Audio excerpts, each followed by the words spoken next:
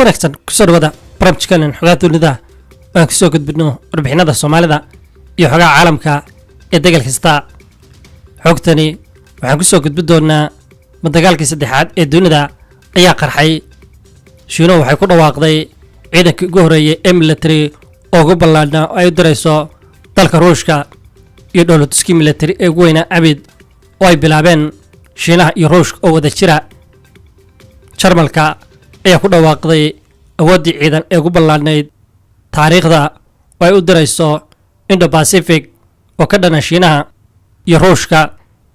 nooca diyaaradaha ee Jarmalku ay dartay Kuuriyada Waqooyi ayaa tijaabisay 2 gantaal oo soo jiitay tareenka Mareykanka iyo Kuuriyada Koonfureed oo xiisad abuuray. madaxweynaha Turkiga Erdogan wuxuu taariikhda ka dhigayaa dalka Ukraine oo booqanayo isagoo isku dayaya in dalkaasi uu ka gaadho xabad joojin dhammaystiran iyadoo Ruushkuna hal maalin ay hoos u dhigi doonto duqeymaha ee Ukraine sababtoo ah booqashada Erdogan darteeda. inta kale ee xogahani halkan ayaan ku faahfaahin doonaa. xogayaha guud ee qaramada midoobay Antonio Guterres iyo madaxweynaha Turkiga Erdogan ayaa Khamiista kula kulmi doona Ukraine. madaxweynaha dalkaasi Volodymyr Zelensky sidoo sheegay afayeen u hadlay qaramada midoobay casuumaadani uu ka helay madaxweynaha Ukraine Zelensky. xogayaha guud ee qaramada midoobay wuxuu ku tagi doonaa Lviv Khamiista si uu uga qayb galo shir saddex geesooda oo la yeelanayo madaxweynaha Turkiga Erdogan iyo madaxweynaha Ukraine. afayeen u hadlay xogayaha guud ee qaramada midoobay ayaa sheegay Guterres ayaa Jimcaha la filayaa inuu booqdo dekedda Odessa ee badda madow halkaasi oo dhoofinta badarka ah ay ka bilaabatay heshiiska qaramada midoobay ee garwadaagka ka tahay ee Turkigu qaybta u ka yahay. inta lagu guda jiro shirkani madaxweynaha Turkiga Erdogan ayaa isku dayaya in xal uu ka keeno xabad joojin dagaalka Ukraine. bishii Luulyo 22-keedii Ruushka iyo Ukraine waxay heshiis ay ku kala seexdeen Turkiga oo qayb ay ka ahaayeen qaramada midoobay iyo Turkiga oo ku saabsan dib u soo celinta badarka iyagoo isku dayaya inay yareeyaan dhibaatada cunnada ee dunida. wasiirka difaaca ee Ruushka iyo wasiirka kaabayaasha dhaqaalaha ee Ukraine ay mid walba waxaa si gooni ah oo Turkiga ula seexday heshiiskani. sidoo kale inta lagu guda jiro shirkani ee saddex geesoodka ee madaxweynaha Turkiga xogayaha guud ee qaramada midoobay iyo madaxweynaha Ukraine waxaa looga hadlayaa dhibaatada ka taagan warshadda nukliyeerka ee Zaporizhzhia.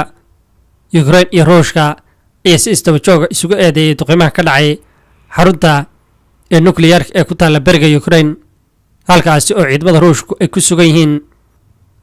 qaramada midoobay ayaa sheegtay in gacan ay ka geysan karto fududeynta kormeerayaasha hay'adda quwadda ee atomikada caalamiga ah oo ay ku tagaan magaalada Zaporizhzhia. khatarta masiibada ka imanaysa warshadda tamarta nukliyeerka ee Zaporizhzhia ee Ukraine ayaa ah tan ugu weyn ee Yurub. walaaca sii kordhaya.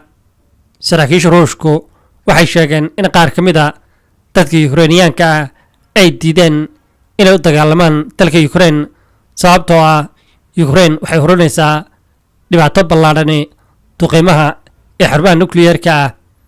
madaxweynaha Turkiga Erdogan iyo qaramada midoobay ayaa sidoo kale kormeeri doona dhoofinta badarka ee badda madow ee Ukraine sida ay u socoto iyo bacriminta. 3 dekedood oo ku yaala badda madow ayaa Ruushku xanibaadda ka fududeeyay sida uu dhigayo heshiiska qaramada midoobay ay taageertay oo suurtageliyay in 100,000 oo hadhuur ah loo dhoofiyo wadamada u baahan. ka hor socdaalkan madaxweynaha Turkiga ayaa lagu wadaa in xidho uu la sameeyo dalka Ruushka dhankiisa si uu ugala hadlo xabad joojinta Turkigu uu hogaaminayo inay ka dhaqan gasho markii ugu horeysay dagaalka Ukraine in ka badan 6 bilood kadib. tan waxay noqon doontaa isku daygi ugu ballaadhnaa ee madaxweynaha Turkiga uu doonayo in xasaraddani uu ku joojiyo.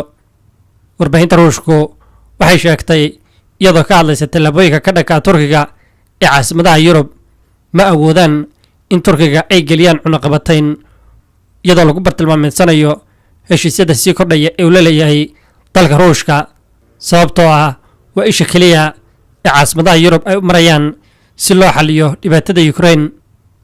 dhanka kale xogaha kale ee caalamkana wasaaradda gaashaandhigga ee Shiinaha ayaa ku dhawaaqday in ciidamo militari ay u diri doonto ruushka si dhoolatus militari oo wada jira ay u sameeyaan labada wadani, iyadoo diiradaha militariga ee Jarmalku markii ugu horeysay ay tageen dalalka Indo-Pacific sida tababar iyo howlgallo ay ula sameeyaan Mareykanka.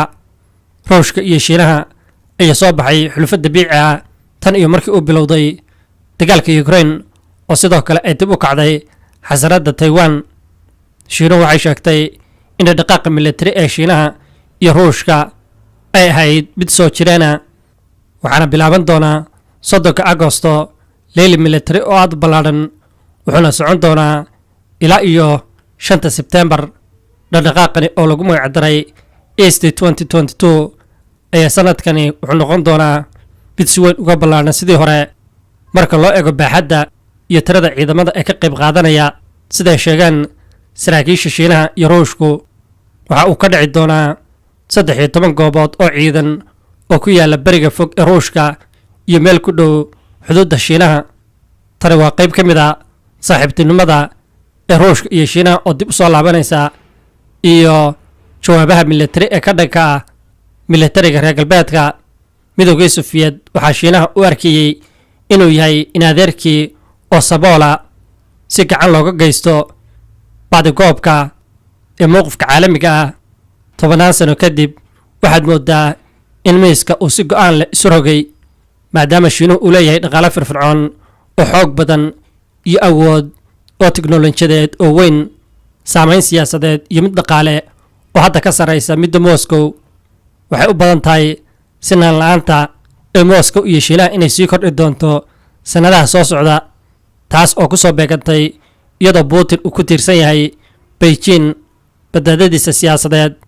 Sidoo kale waxay u badan tahay in Shiinuhu uu liqi doono qayb weyn oo ka mid ah ganacsiga guud ee Ruushka uu la wareego, maadaama go'doon uu ka galay dhaqaalaha reer galbeedka oo ku tiirsan yahay Ruushku dhaqaalaha Shiinaha.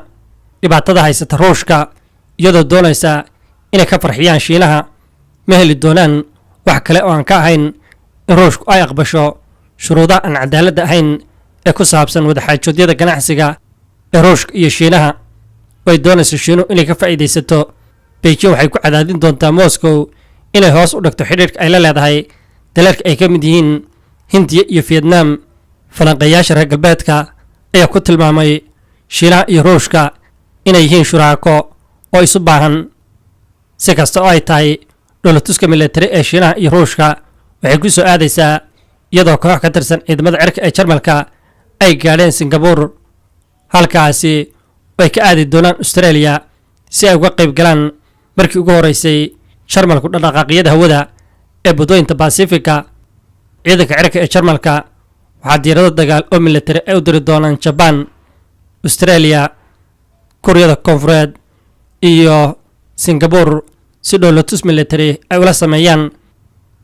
Taliska ciidamada cirka ee Jarmalka ayaa sheegay in Berlin ay uga gol leedahay in ciidamadani ay dirto si ay u muujiso fikirka amniga meel ka baxsan Yurub, isagoo muujiyey sida ay ugu hamuun qabto inay kordhiso ka qaybgalka Jarmalka ee ilaalinta amniga Aasiya oo ay Japan ku jirto. Kooxaha ciidamada ee Jarmalka waxaa ku jiri doona 6 diyaaradood oo dagaal oo noocoodu yahay Eurofighter Typhoon, 3 diyaaradood oo hawada shidaalka ku shuba diyaaradaha duqeeya, qaar ka mid ah diyaaradaha qaada ciidamada, iyo ugu yaraantii 200 oo askari oo Jarmala. Ugu dambeyntii, qaybtani xogeena ilaha militari ee Kuuriyada Koonfureed waxay shaaca ka qaadeen in Kuuriyada Waqooyi ay 2 gantaal oo nooca cruise-ka ah ay ku tuurtay xeebta galbeedka. Waxaa sidoo kale ay sheegeen saraakiisha ee Kuuriyada Koonfureed in Mareykanka ay sameynayaan falanqeyn ku saabsan faahfaahinta sida masaafada ee duulimaadyada ee gantaaladani.